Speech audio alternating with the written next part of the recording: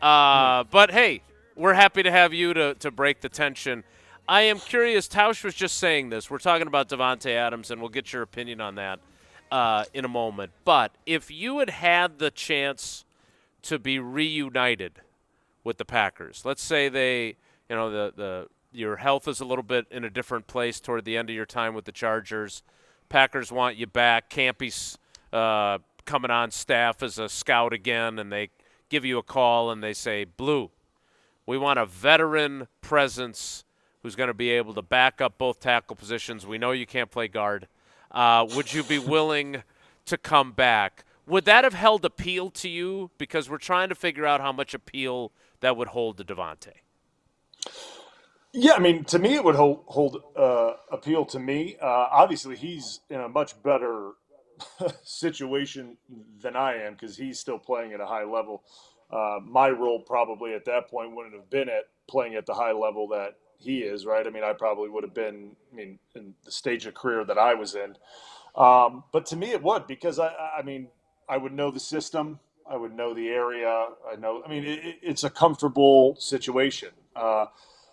Probably knowing at some point throughout that season, there's a high probability that I would see snaps. Most likely, it's normally the way those things play out. Normally how things work out, and if the body felt good and the performance was there, maybe you earn time and things like that. But yeah, to me, it would be something that would interest me. And again, I don't know how Davante's looking at it. I have no idea, but uh, if for him, if the money is correct, and I heard you guys talking about that earlier on, and I don't know what the number is going to be that he's looking for, but if the money is correct, um, I don't know how, in his mind, it wouldn't be a comfortable fit going back there.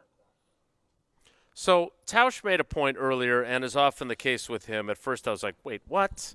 And then the more I thought about it, the more I decided, you know what? He's probably right. This team needs Davante Adams, doesn't it? If you look at where this wide receiver group is with the drops, I mean, 19 drops combined just by Jaden Reed with 10 and Dontavion Wicks with 9, 33 as a team. Watson's injury, Dobbs. I just don't know how to feel about Romeo Dobbs these days, and I wonder how the Packers truly feel about him. Bo Melton, Malik Heath, that's your list right there. Those six Yep. guys. I was thinking that corner was a bigger concern because you've basically got Keyshawn Nixon and Carrington Valentine, and that's it because I don't believe Jair is going to be back. And even if you bring back a guy like Eric Stokes on a 1-year prove-it deal, I don't know how good I feel about that. But I think Tausch is right. I think the wide receiver is an even bigger concern. How do you view it, and how badly do you think this team needs to bring back Davante or do something else at the position? Yeah, I mean, I think the position definitely needs to be addressed. I mean, and again, and I look at it too with Dobbs, not maybe from what's happened in the past or what happened earlier in the season with him being absent from work and not showing up for whatever amount of time it was. But for me, Two it's the days concussions. Yeah, In a yeah, game. and whatever the suspended for a days game. were. Yeah.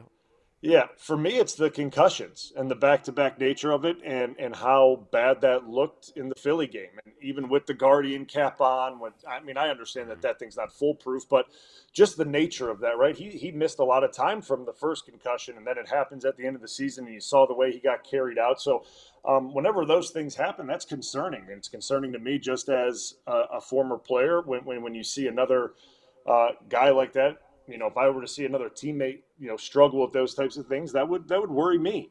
Worry for just the health of the guy. So right off the get, that's a concern. And Reed and Wicks, I've said this a bunch. Like I think they're good football players. I really do.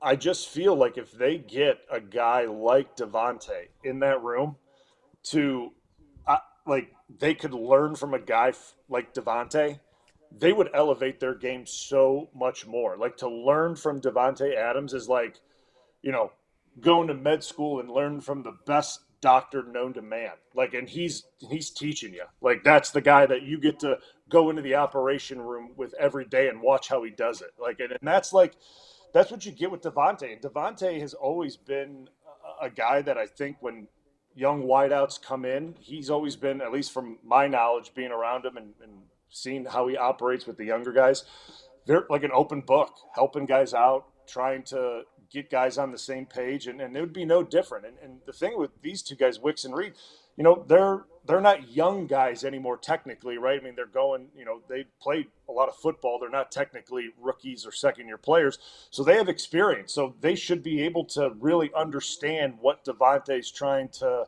help them out with, kind of the message he's trying to get across, and they should be able to, really take that and run with it. Now, could it be, maybe a little uncomfortable at first because they could feel like, they're bringing someone in, he's going to be taking, reps and potentially time and potentially catches and touchdowns away from it? Yeah, I mean, it could be. It could be, but at the same time, like, we started this last season, right? Everyone said we're all in this thing together. There's no true number one. We're all trying to, you know, we're all just trying to win. Well, that's got to be the same case right now. It's got to be the same case if you bring in a guy like Davante. So, like, I think it would be good. And then obviously, you mentioned it with Watson, with the knee injury. I've gone through it. Tausch has gone through it. He's going to be fine. He's going to recover from it. It's just, when is he going to recover from it? And is he going to be up to full speed when he does recover from it towards the back end of the season? And you don't know at that point. And that's the whole thing. Like, he's going to be fine eventually. That's not the issue. It's, will he be able to, hop right in and be going 100 miles an hour when he gets back? And that's the question. So I think having Davante in that room would be very, very good. Very good for the team. Very good for Jordan Love. Very good for the offense. And very good for just that room in general to have a guy like him in there. So, I mean, Bryan, you just put up a bunch of different reasons that it would make a ton of sense. The other part is he is going to take the number one corner. Number one corner is going to go with Davante. That is going to help probably as much as, how you run routes and how you be a pro and everything else. But one of the things, and you played with him, I did not. I keep seeing, and I mentioned it with Jason, who knows Davante very well, this whole idea that he's a diva. We have not had the diva wideouts in Green Bay, and I think a big part of that is because you have a quarterback that is going to overshadow. When you have an overshadowy quarterback, it's a lot harder to diva it up. Was Davante a diva? Not in my experience with him. I never noticed that. I mean, guy worked about as hard as anyone that I was around. You know what I mean? And the thing was, he learned from Jordy and James Jones and things like that. And those guys weren't. So, like, it was all how guys. Well, Jordy was a bit of a diva. Let's be honest. Yeah, Only Jordy, on the farm. Yeah, only on the farm when he had to milk the cows. He didn't like doing that.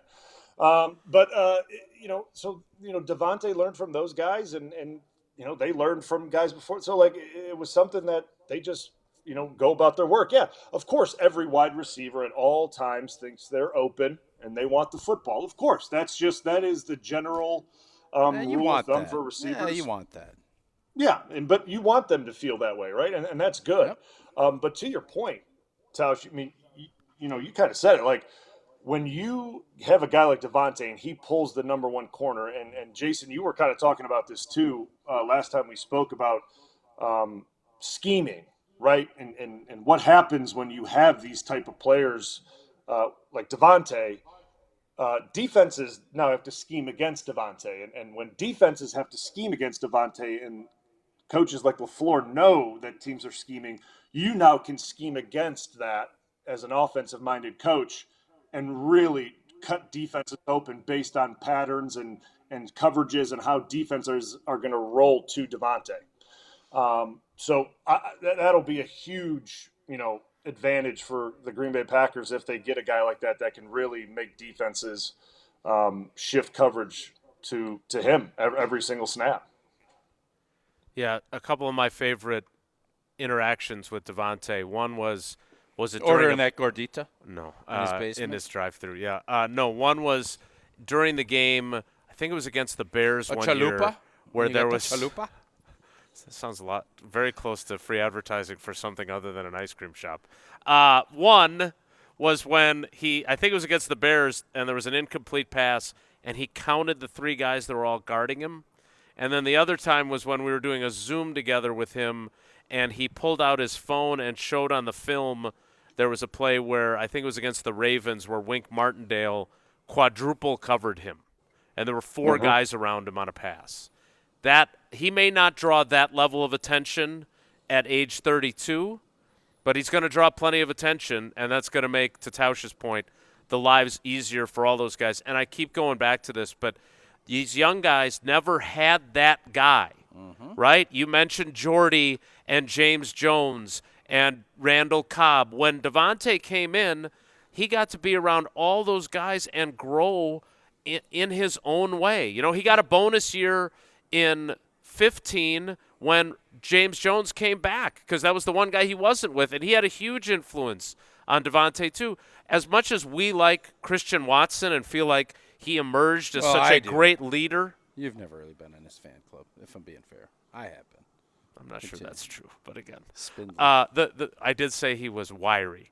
But as great of a leadership skills package he has, he still doesn't have the experience at all as all those first Gotta have number the pelts 1 on guys the wall. did. Gotta right? have the pelts on the wall. And so I think that's a great point, Brian. And I don't root for much, but I'm rooting for this in a big way, and I hope that it happens. All right, we want to get to a few other things with you, including the return of Brandon McManus, which I think we all agree was a no-brainer, but also important. We'll get to that. And I keep, because we do tackle talk every Wednesday, I keep thinking about the fact that 60% of their offensive line is going into a contract year, and another 20% of their offensive line is an unrestricted free agent right now. And just like Tausch pointed out, that's 80%. Mathematician, right? That's very good.